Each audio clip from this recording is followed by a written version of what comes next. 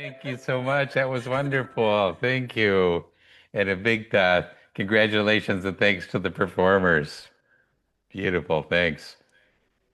Well, I am just delighted to be with you this morning in Vietnam. We've got crossing a long distance here, nighttime here, but I know it's morning there. And I want to give you all a warm welcome, those of you that are here in person and those that are you here virtually. Uh, I want to also say thank you for putting up with English.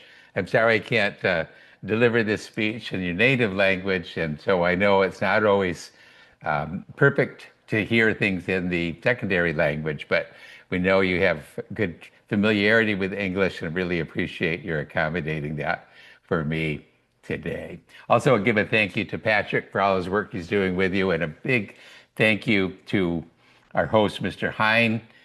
Delighted to be connected with him, his associates, and staff. And thanks to all of you staff for hosting and to the technical crew also. We've got a great crew on both sides, and we much appreciate it. Well, what I wanted to talk with you about today is what I feel is really a heart and soul of importance. We could talk about how to teach different pieces, what the sequence of a curriculum is, all of the mechanics, how to build and develop really great technique, how to open the ears to sound, phrase, and shaping. And these are all the mechanics of what we do. And they're very powerful because we're dealing with the aesthetics of music and that subtleties of perception.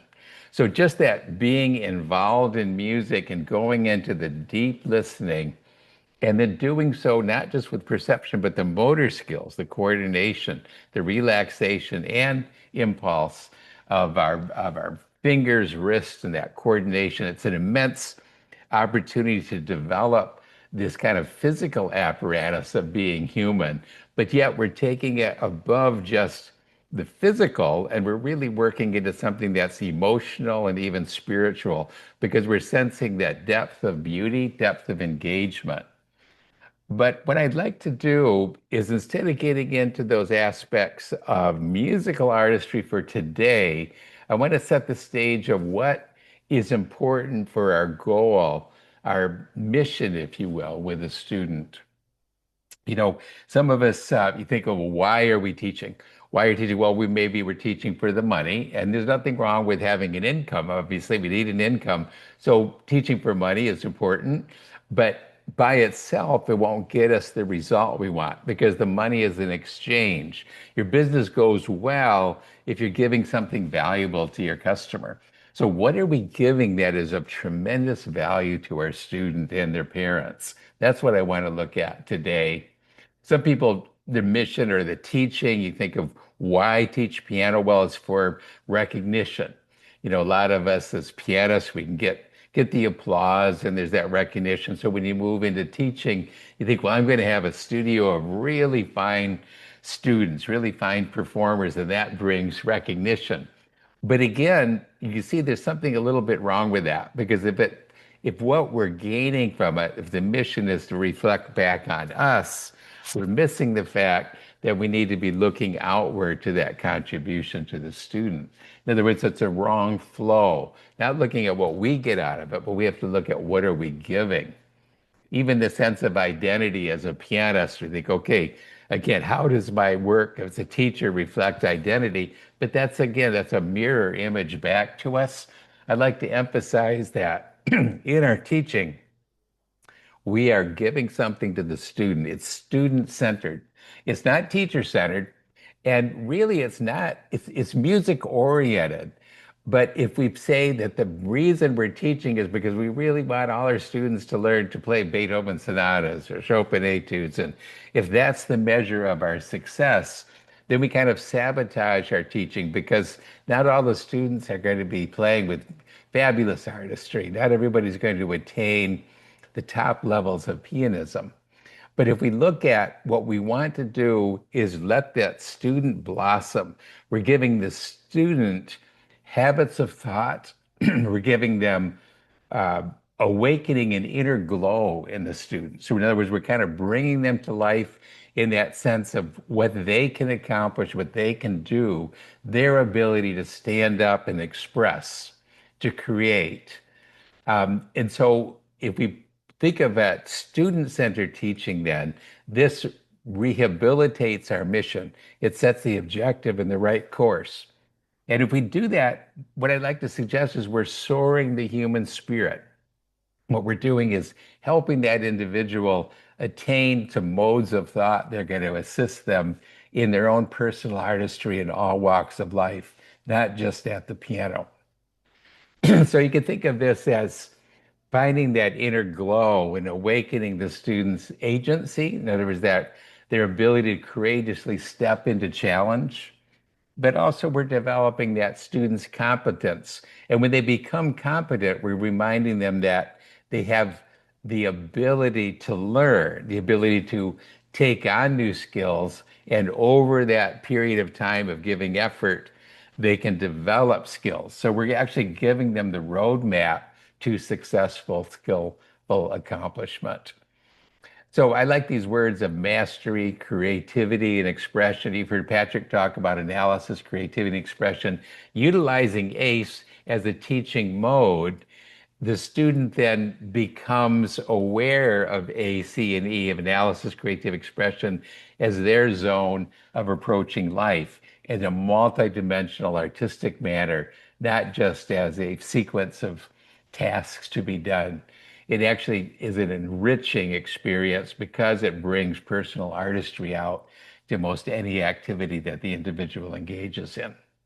I also want to highlight that we're developing what we might call habits of thought.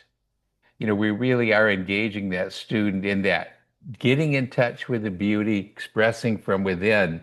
And that can be a habitual way of thinking, the way of addressing situations, not just with the tasks or what I'm told, but with their own personal creativity. They're reaching out, their reflective work, interior, and then exterior, externally reaching back out again into the world. So think of habits of mind, if you will, or mindsets. I like to talk about the artistry mindset, and that all involves growth, learning, and character as that foundation of being able to then step into the world with artistic expression. There's a phrase that might be helpful for us to think about as we're developing that soaring human spirit. And that's the phrase, I can do it. There's just a few words there. I can do it. And when you have a young student, let's just say an age 4 or 5-year-old beginning, they're all about the do, right? They're actively doing the playing the piano. And that's why we have that spirit of play at the early lessons that you'll see in the My First Piano Adventures, because it's all about the doing. But as the student gets to be about 7 or 8, they start to think a little bit more of, this, the can I do it, right? So there's almost this question that comes to mind is it too hard? Can I do it? Am I going to succeed? Can I participate in these aspects of the world, or am I more of a bystander? And I like the idea that with piano lessons, we're giving the students that opportunity to step forward and realize that, yes, I can do it.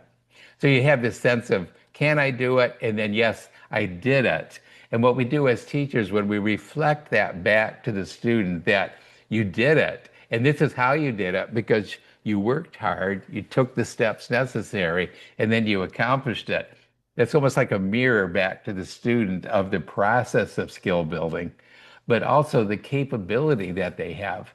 And with that, the student steps forward with confidence then to go into more challenge. And then another stage, especially as we get into the teenage years, you could think of that word I in the phrase, I can do it. It to the student, then it's all about themself of identity. Yes, I have that competence. I'm a pianist. They can feel that sense of participation and inclusion in that world of musician, as a pianist. And those are great steps for the student to take in these life stages, if you will. Youngster doing it, then the I can do it, and then really, yes, it's I did it, I can do it. That's mature growth. But I'd like to suggest that as teachers, we don't have to worry so much about the I anymore because we're contributing now to the students' growth. We've passed those teenage years of showing our peacock feathers, so to speak, showing how great we are. But now our zone is to focus on that student in front of us and bring them to a bigger life, increase their capabilities and skills, and increase their inner glow. So that's the we, that's our spirit of interaction as a community of music teachers. And indeed, that's our role as piano teachers. So our mission then is to really soar the human spirit. So we're student-centered instead of self-centered. Let's take a look at I'm going to share a slide with you. I want to give some sense of bringing a student into our classroom here now and seeing, what do we have here that we can be looking for in a student? Well, we talked, first of all, the title of the talk today is Developing Musical Minds and Hearts, and Patrick will expand on this as well. But if we say we're soaring that human spirit, there's a development happening. We're developing that individual's musical mind and heart. So, what do we look for as an indicator of of that kind of a success? Are we hitting the mark with developing musical minds and hearts? Are we seeing that upward trend of soaring the human spirit? And one of the things we can look for is that spark of the human spirit, that spark in the eyes of coming to life, intense interest, and kind of a glow in the student. Let's take a look at this lesson and see if we can spot some of those indications in the student. La la la la la la la. Kitty says, hello, hello, hello, hello, hello, hello, hello, hello, hello, hello. Can your kitty sing like mine? I sing Hola too. Okay, let's sing Hola with our kitties. There you go. Hola, hola, hola, hola, hola, hola, hola, hola, hola, hola. All right. What we see there is the look in the student's eye. Did you catch that kind of the last frame in that video? We've got Nancy teaching there, and she's full of life. But notice how that student just comes alive with anticipation, with curiosity, with eagerness and interest. And the indicator, I think, is that eyes of the student. The student's looking eye to eye with the teacher and just with a glow of energy, the students coming to life. And when I see this sort of a video and see this sort of teaching, I can almost imagine the student in the school classroom and how different that can be than from the piano studio. In the school classroom, the student most likely is sitting back passively as one of 25 students or whatever, and their attention is probably fragmented. It's probably on many different things about the day, and they're casually listening to the teacher, but not with this sort of intensity. But because we have that intensity of rhythm and music and melody and harmony and tonal color, and a teacher that really cares for that student, and with that one-on-one attention, that student is just vibrant and comes to life. That's our role. That's our job, is to help that student really come to life, bring that attention to the fore. So when you're teaching, note those sort of markers, notice those indicators. Are we indeed soaring that human spirit? If we're talking about developing musical minds and hearts, it's worth talking about the word develop. It's an interesting word. Develop, it's the DE, it says it's kind of a pulling out or taking away, DE, right? That's a Latin prefix, which means to remove, like delete, right? Taking out. And the develop is that means kind of a folding. So you could say develop really means unfold. We're unwrapping, we're unfurling the sail or unwrapping. So if we're developing the musical mind and heart, what we're really doing is taking that wrapping off that's encasing and holding it back. In other words, we saw with the student there that she could be kind of held back, but with the interaction, we take that wrapping off and that student just starts coming to life. So that we see as teachers, in other words, the potential that is there. We see that potential life source within the individual. We see the power of their own love capacity and the glow of their human spirit. And then we take off the wrapping on it. We take off the suppression, so to speak, or the uncertainty, their own shyness, perhaps, and taking off the unknown of can I do it, right? And replacing that with that confidence of I can do it.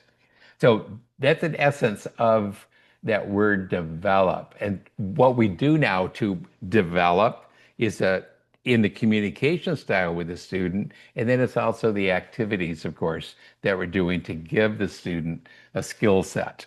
Let's take a look at another student and see if we can't make a little sense of this concept of developing. We're developing that human spirit. Snake dance I have with me for us to explore this little piece. Calvin, welcome, Calvin. We're going to do some snake sort of sounds. Have you heard this before? And I know you haven't even played this one yet, so I'm putting you on the spot here today, but I thought we would make our own snake sounds with this. Does that sound like a good idea? Good. Okay. Now down here, I'm going to do some things down here. First of all, if we did this, that's all nice. But if you learn this whole piece, you can then bring your left hand really low. And then it's even more of a snake pit down there, isn't it? Okay, you could also do this. Instead of playing these notes together, what if you did them like separately? That's a nice idea, isn't it? Okay, now listen to my part. Do you see a note there that's not in yours? What's the funny note? What's the note that? Sharp. Oh, very good. F sharps. I'm going to do this. I'm going to throw that F sharp down there. So now, you see how that could be in that left hand too? So you can play around with that down there. And just like you can play with the F sharp down here, what if we played with the F sharp in our melody? You think that'd be kind of neat? Okay, so here's what I'd like you to do. I'm going to do this. And then you play a little bit up there, you see? Then I'll do it again. And so you're going to answer me with these little snake up here. We're going to have two snakes. Ready?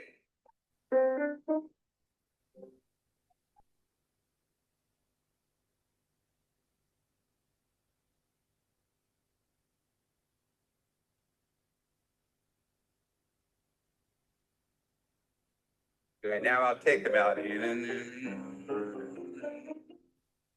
and back to you. Good.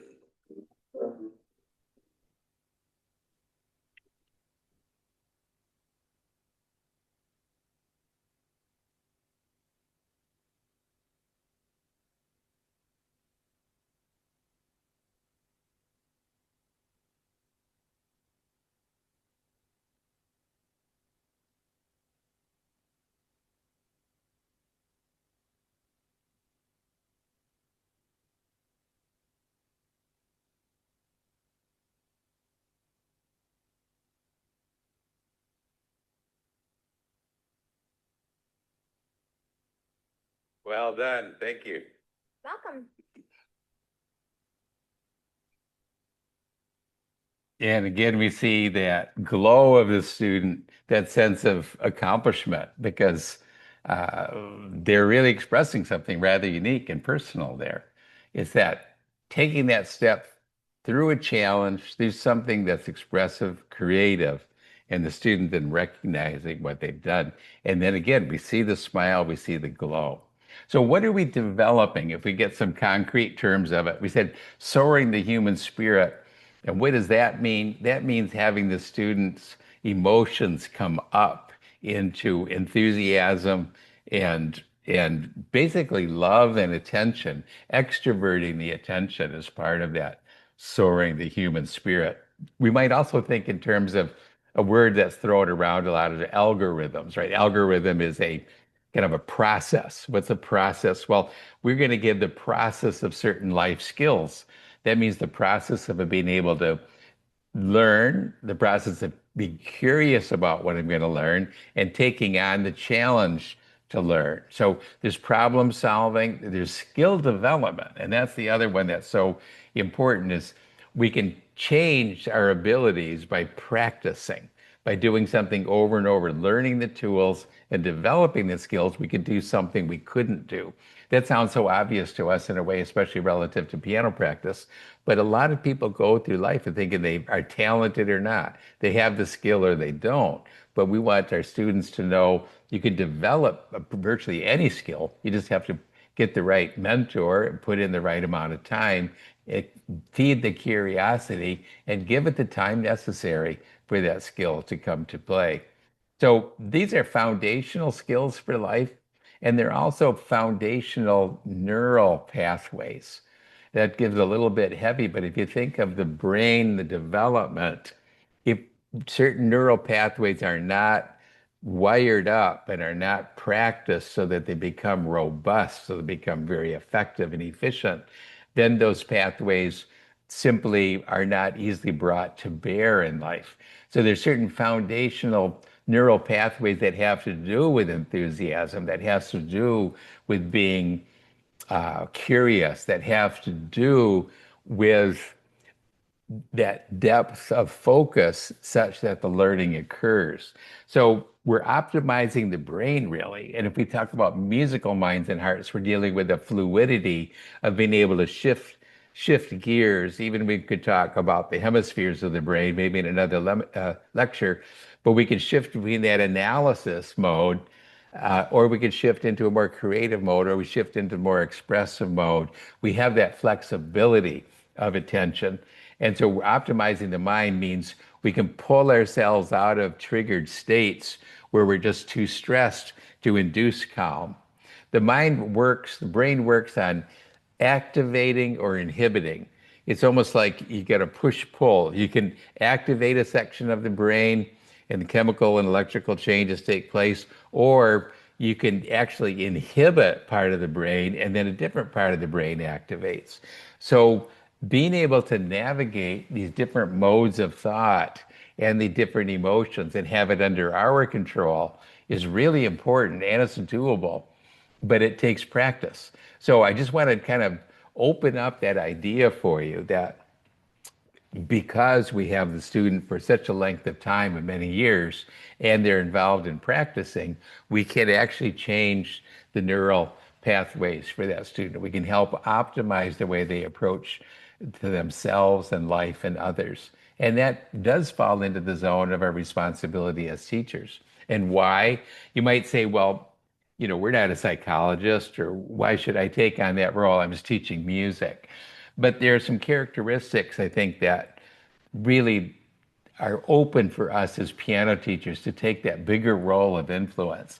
One is that as a teacher, we're in that student's life for many years. Many students start out at that young age and stay with us all the way through their schooling. So that can very readily be 6 years, 8 years, even 10 years of mentoring. So that's a very unique relationship. And not just relationship, but the fact that we can have that influence of long-term generating skill for that long period of time. It's quite a unique situation because generally the teachers in school and other subjects, they come and go, but we have a continuity. So we can build that trusting relationship. Student wants to please us, we can help guide the student, show the interest in their trajectory of life, not just the ability at the piano.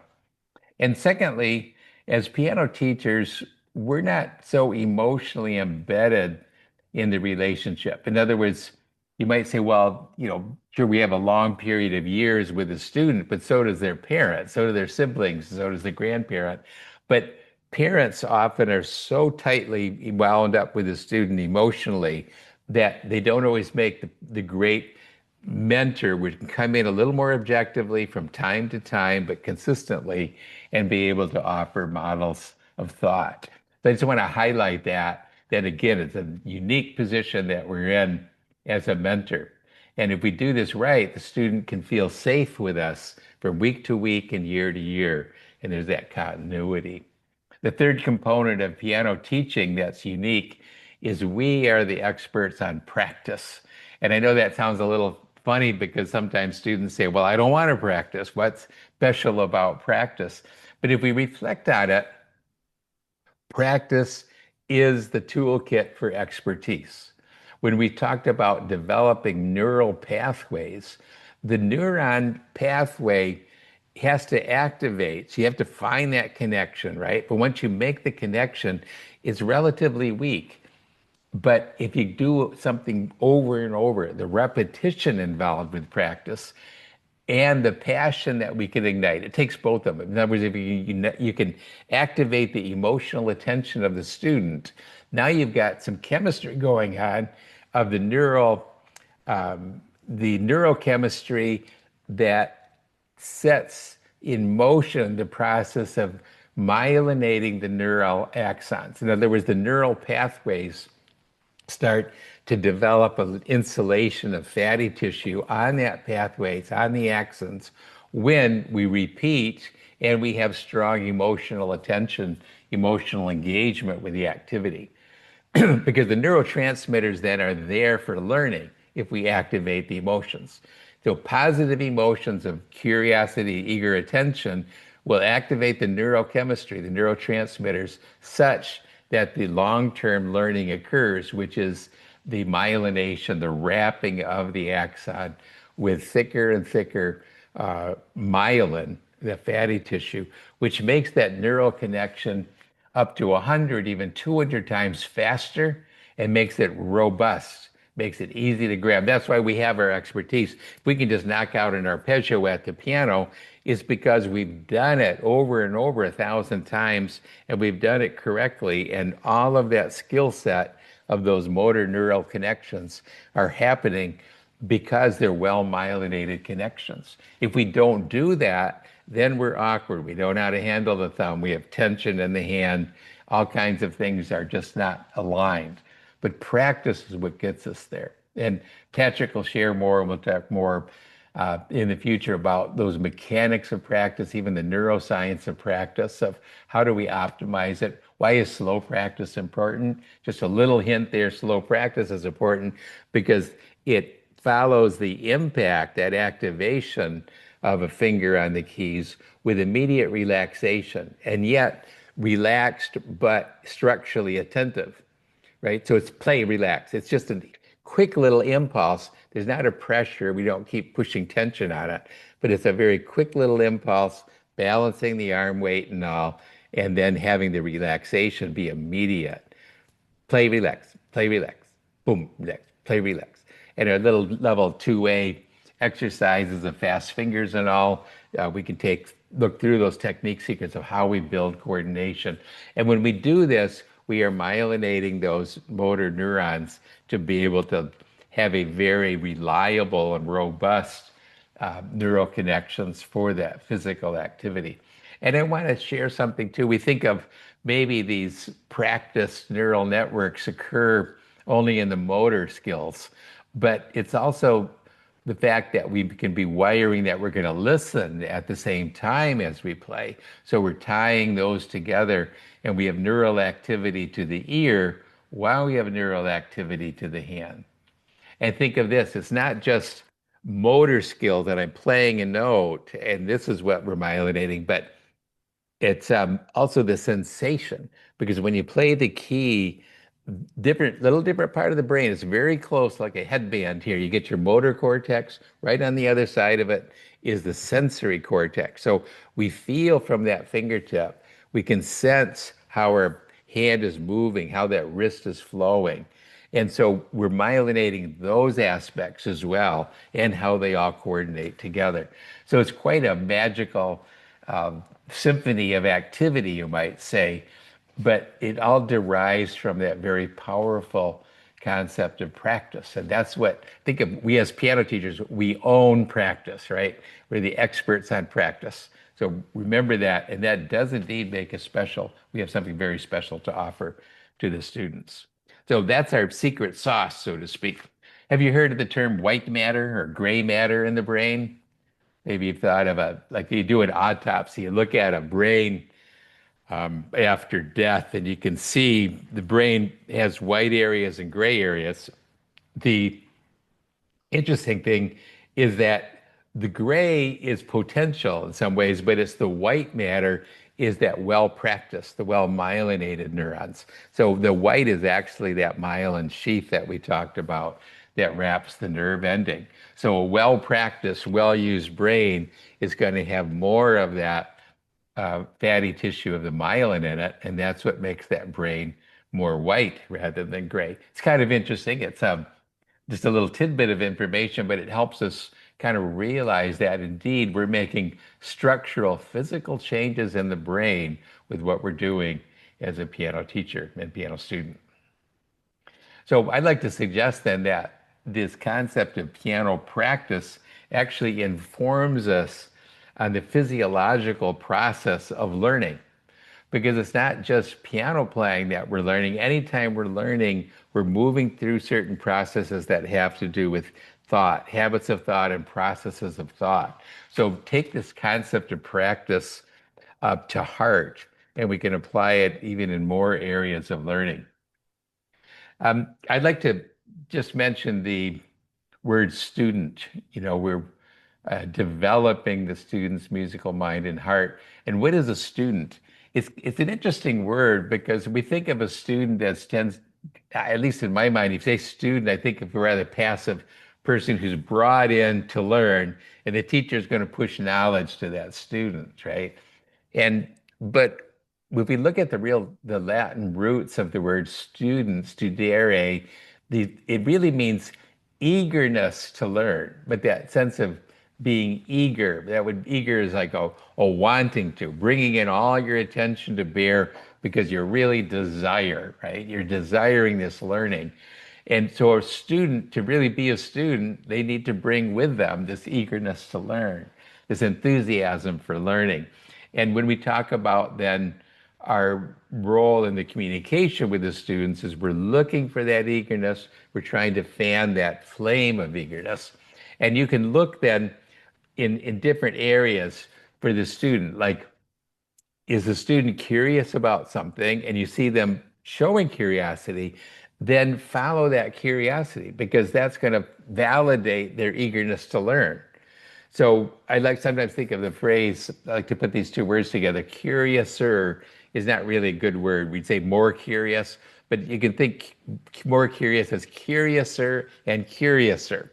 And it's a funny little phrase, but it comes from the Lewis Carroll's Alice in Wonderland book. And then Nancy wrote a piece called Curiouser and Curiouser. So I started to use this sometime as an example that if the student is curious about something, help them be curiouser, that is more curious. And then not just the student is curious, but the teacher is curious. So we have to follow and mirror where the student is curious. And that sometimes seems counterintuitive because we think, oh, we have to lead the lesson. We're the teacher. But I'm sharing here the idea that you follow students' interest and you validate that interest. And we do so by becoming interested in that also. So instead of dismissing the student's comment or some observation, instead follow it down, go with the flow of the student.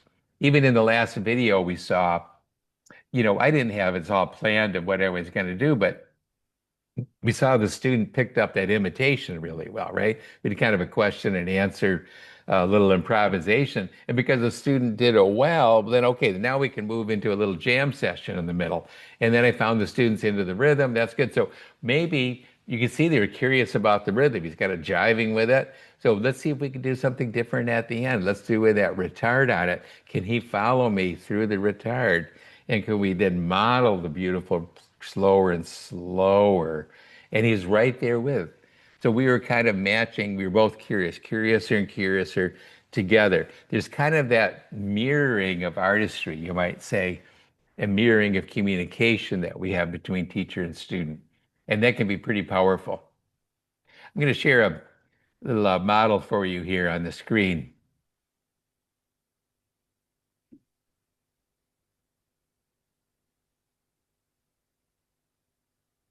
Here we have three factors. We have student and teacher, and we have the music. And the music then a powerful third factor.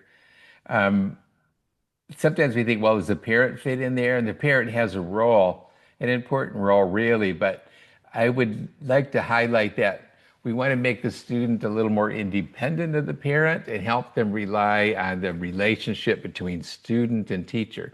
Because if the parent is so involved, then the student gives away their ownership of the lesson and they're doing it for the parent.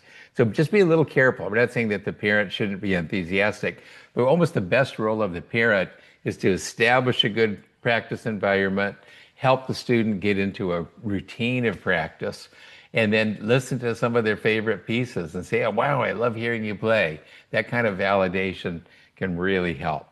Okay, so what is the relationship here between student, music, and teacher? Well, first of all, what we'll find is that this relationship dominates for starters, that the teacher, we're showing that we love music, that we're engaged with music, we're curious about music, we're on fire about music, right? And they can see that.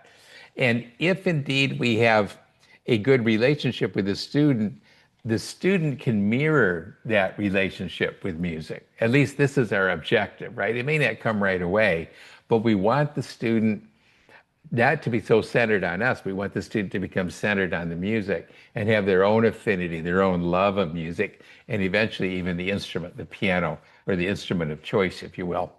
So this is going to be successful, the relationship between student and music, depending on the relationship of student and teacher. So if you have a safe space for this student, you're showing interest in the student, not in yourself, then that relationship builds the bridge so the student will mirror your enthusiasm for music. They develop that also. You're showing that curiosity, the eagerness to learn about music. They'll imitate it. They'll follow your eyes and ears, so to speak, to the music also. So powerful triangle, really, if we really look at that as factors. And here I flipped it so it's the triangle is the base of a pyramid. And I want to just pose a question. What do you think is at that point at the top here of this pyramid? What would be a fourth factor that could play? Student, music teacher, and the hint on this is what are they doing at home, right? What's the amplifier on this? And that's the practice. Because that practice, as we talked about, is developing that long-term skill. It's really the building. So what we do in the lesson, we get the student enthusiastic, we get them set on a course of action, we're giving them the toolkit, and then what they do at home through the practice is making the neural connection changes. So we have to have that practice as a factor. Otherwise, we really don't get anywhere. We don't make the long-term progress. All right. I want to just recap then. We said student is an eager learner, right? So we want to develop that eagerness of the learning. We talked about doing that by validating curiosity, by becoming curiouser and curiouser. This little word adventures, piano adventures, we didn't just grab that name out of the hat or name it just because we to put a company or a brand as adventures. But the word itself, adventure, is powerful because it's indicating that eagerness to learn. In other words, it's suggesting courage, right? It's suggesting going into the unknown. It's suggesting stepping up into the challenge. The root of the word, actually, if we just cut it back here into adventura, is the Italian basis of it, and even the root from that is Advent. Advent means what's about to come forward. Advent is what's around the corner that's emerging. So you can imagine maybe Viking sailors or explorers, going on the high seas. They don't know what's going to come up. All they know is there's a challenge and there's an unknown, and it's an exciting enthusiasm to move forward into that unknown. But whatever's going to happen is about to take place. We're not there quite yet. So the learning of the piano is indeed an adventure. It's an unfolding, if you will, of competence, an unfolding of that personal expression. So it's a student's personal adventure, if you will. And then what are the roles then? We talked about student and teacher and the music. Well, if you think of the hero's journey as this arc they're going through on this adventure, remember the student is the hero. We want the focus to be on the student. We want them to shine. They show their competence. Not all about the teacher is the guide. So what we do is as that student becomes more able, we reflect that ability, that competency back to them. Let them feel like the hero. You are the guide, giving them toolkits, right? Giving them tools and the ability to make the progress on their adventure. And Piano Adventures is simply your map. It's your guidebooks. It's your curriculum to help walk that path so that the student has a successful adventure. But I love those, all those connotations of adventure have to do with stepping up to challenge, learning the skills needed and then conquering, sharing that ability, developing the ability and then activating and sharing that ability. Now, if we're in this role of adventure, it takes attention, doesn't it? It's a matter of controlling the students, controlling attention to be able to move into focus. Not just a passive focus, but it's like to focus and sustain the attention. So in other words, we precipitate, we activate the student's attention, and then we focus the attention and then sustain the attention. We have all three of those components that really have to come to bear. And so if we talk a little bit more about this attention, and then I'll catch these next ones. In this world of artificial intelligence and digital technologies and not phones, right, and tablets, the student's attention gets pulled into this small space and these kind of little moments of a video scrolling. So we find that it doesn't focus them on something other than what is just giving some quick gratification. And what we want instead is to say, hey, you can control your attention, put it on something, and then hold it there, sustain it. And that's what's so important for learning is the ability to activate, focus, and sustain attention. So if we're looking at what these really powerful outcomes are in our teaching, I would put this ability to control attention as a real high-powered outcome. That's part of our goals. That's part of soaring the human spirit. Because controlling their attention is how one improves. It's how one activates and even operates in the world with strong capacity. The second phrase here we have is delayed gratification. And we think about a long-term process of learning, such as learning piano skill. You can't sit down, contrary to what some adults may think, right? Is that, oh, I'm really good at my job or whatever, so I'm going to learn to play the piano, and they think that in a few weeks they'll be able to be a pianist. Well, it's a process that takes time. So there's the delay. In other words, you can have that ambition to do it and then start on it, go through that process, but you have to understand you have to cast time out in the future there. And over time, the skill comes to bear. So the gratification comes a little later down the line. It's not right at the beginning. And that's a great lesson for our piano students to learn that they can do just about anything they want if they're willing to take those steps to get there. It's a delay, it's recognition of time, if you will. And also it's a changing the mindset so the student doesn't have to just have those quick dopamine responses of feeling good because they can get something right away. But they can say, no, we have a longer term dopamine cycle. That would be that neurochemical of dopamine that gives the sense of anticipation of reward.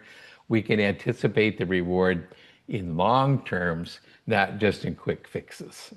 Very important, especially in today's day and age. And then the third, attribution to effort.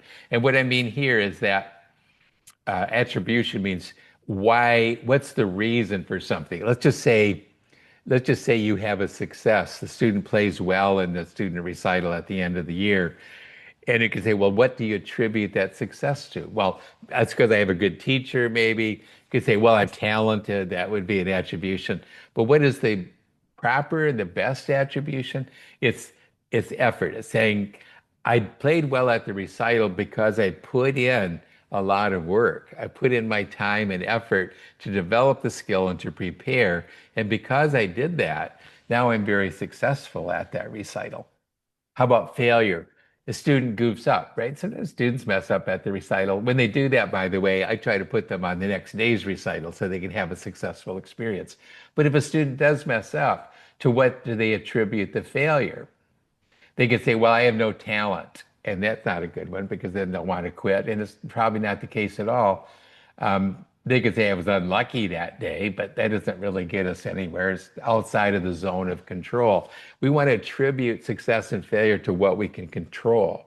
So, what do we control that maybe is the reason for the failure? Lack of effort. So, the attribution there is that the success is due to the effort, and any kind of a failure is due to not putting in the right amount of time, not putting the effort.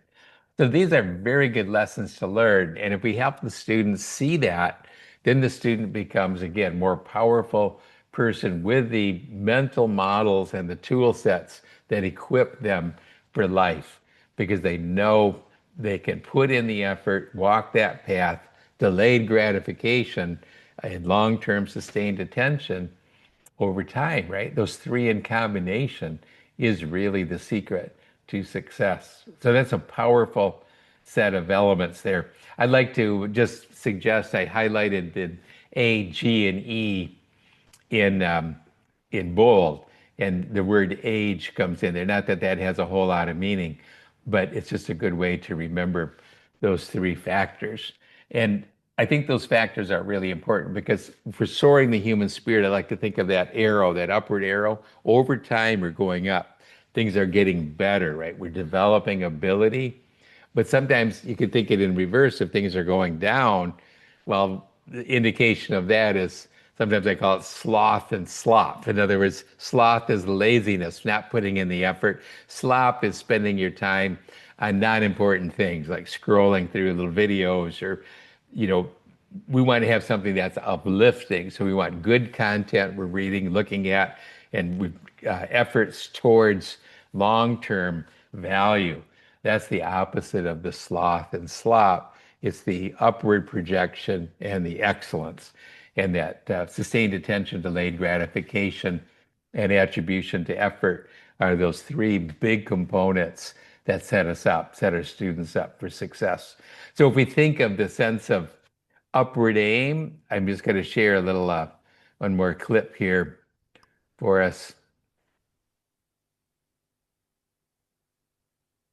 We could talk about the will to work to win, the eagerness and ability, willingness to delay gratification, to put in that effort for the success. That's a great outcome right there. And then this upward arrow reminds us that we are indeed soaring that human spirit, making that individual a brighter, happier, more competent human being.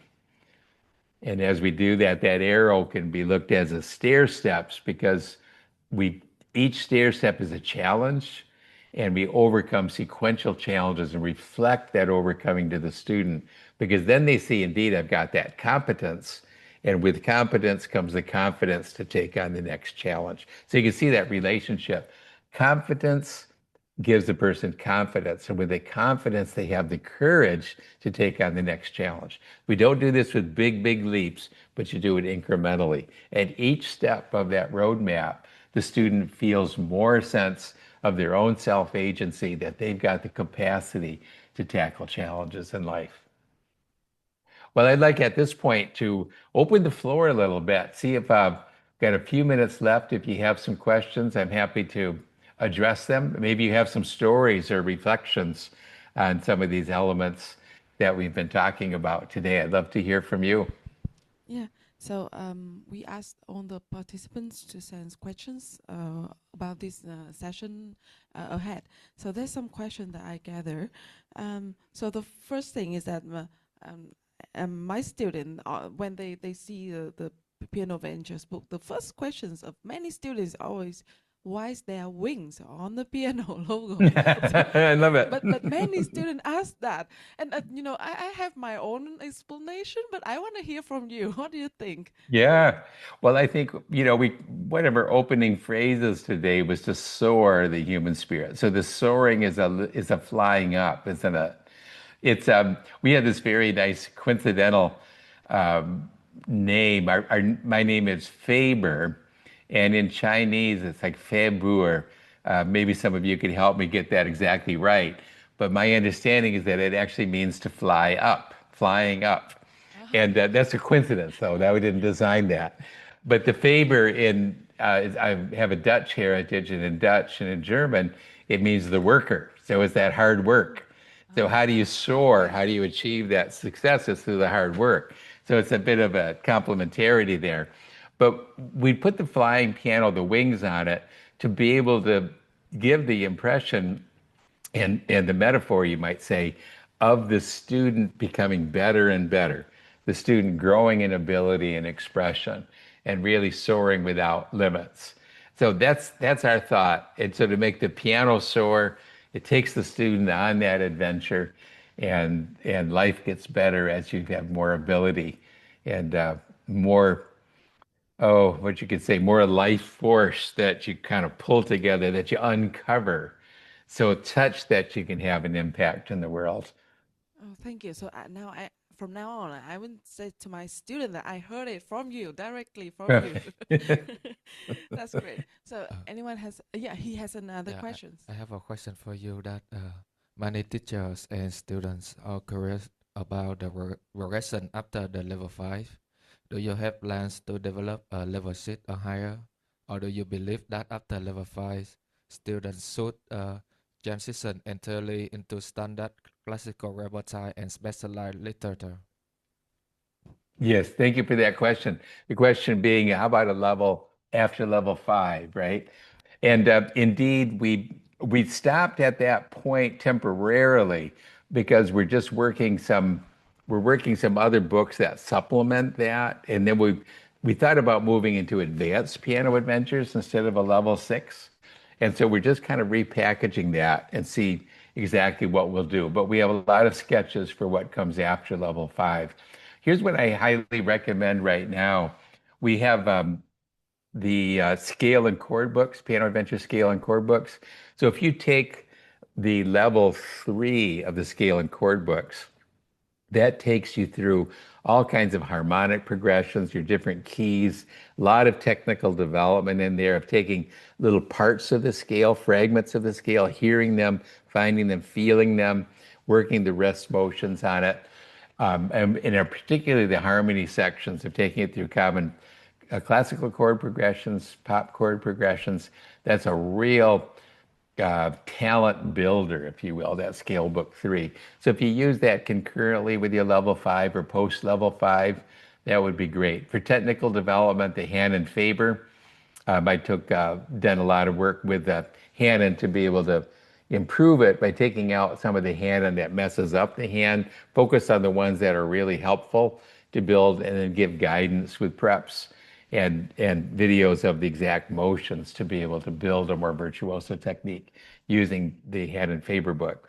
So that's also a great tool.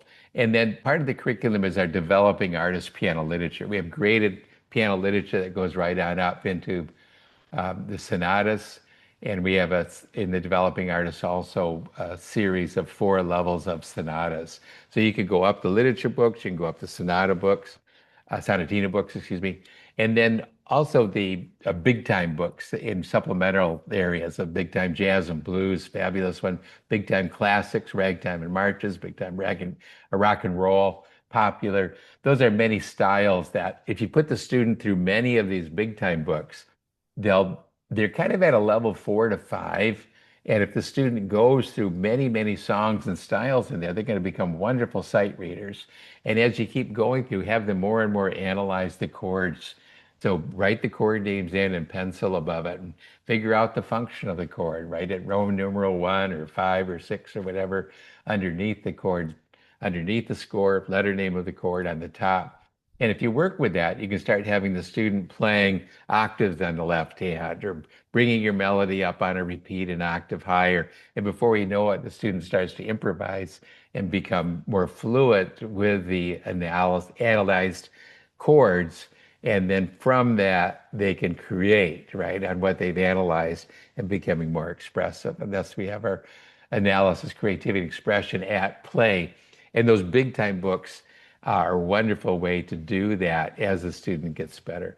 And don't ever feel like, hey, these are too easy. My students now entering in, say, the early Beethoven sonatas, or easier Beethoven sonatas, I should say. So I'm not going to mess with the big time book. No, take the big time song and let them play it beautifully and fluently with no mistakes and give them a number of songs to do it. Now they can go play at a party and play fluently and then stretching them with the analysis, creativity, expression, that ACE teaching and learning. So they're doing more with the song, embellishing it and all. So that's a fabulous post level five curriculum right there. But in answer to your question, yes, we do have plans for more advanced piano adventures. Thank you for asking. And yes, and I have one more question. In your philosophy of developing musical mind and hearts, how do we ensure that the technical discipline, the mind, doesn't overshadow the child's natural joy and emotional expression, the heart, especially in the early stage of learning? Thank you. Wonderful question. Very profound question. I love it. Um, if I may paraphrase it, I'm thinking of this as we know that it's a long, difficult road to really achieve peak skill, isn't it? And not just in piano, in many fields, but in particular piano. I remember when I was a child, my teacher would say, piano is the hardest thing you can do. And I remember I liked hearing that because then I thought, well, this is for me. This is going to be interesting. Um, so the fact that it's difficult, we can joke around about it. We can talk to the student that it is difficult. There's nothing wrong with knowing it's difficult because all that does is help the students see that they've really achieved something significant as they overcome the obstacles. So overcoming the obstacles doesn't have to be daunting. It's just a road that you're walking on. So I think one in through that kind of difficulty aspect of it is giving the student that encouragement that they can do it. Remember, we said students thinking, can I do it? It's not just the 7-year-old that thinks that, but sometimes a college student, can I do it? Am I really, do I have what it takes to make it? Well, if the teacher gives the support of sharing that you can do it, right? I think you can do it. I know you can do it. Then the student has that support, and teacher and student together gives that confidence for the student to tackle the challenge. If it's just the student on their own, frankly, sometimes they can't do it because without the right guidance and tool set, some things are just terribly hard. But with a teacher there side by side and the belief that we give to the student, that empowers the student to take the next step. So that kind of sense of we're on this together, I believe in you, I know you can do it, that keeps it a little bit more lighthearted. Now, then on the other piece of your question, then, well, what about the joy and the lightheartedness of it? Here, I think we have an obligation at the early lessons not to start right out in this disciplinarian approach of this is really serious stuff. There's no reason for music to be that at the young age. Make it the joy of the rhythm, the joy of the singing, the music. Watch some videos, say, of him working with his children, he and Lynn. It's amazing to see the joy on these kids' faces. We're doing our piano adventures exams around the world, and we get to have the privilege of seeing hundreds of students from every country playing. And sometimes you see the kind of stern face and they're worried, did I do it right? But so often you see the smile and the joy of the student getting into the rhythm, being proud of what they played. So if you look for those indicators of joy and you push for those and you mirror that, that helps bring that out for the student. So the spirit of play in the young ages, and that's built into the method, is built into my first piano adventures, especially for the very young. That allows that more spirit of play to anchor the more difficult confidence building that comes later down the road. I like to think of we build stages. It's not just a roadmap of you're climbing this ladder and then you're left out hanging up here. Well, you have to build a scaffold underneath it. And that base scaffold is the playful curiosity and the joy of learning, the joy of expression, the joy of music. Let that be your undergirding. Then now you can deal with elements of competence and skill and how good am I doing on this. But that's built on that foundation of the play and the joy. And then from that foundation of I have strong self-esteem because I know I can do it. I'm demonstrating I can do it. Now you build on that foundation, you build the identity of being a pianist, where the individual can, yes, say, I joined the piano club, so to speak. I can play.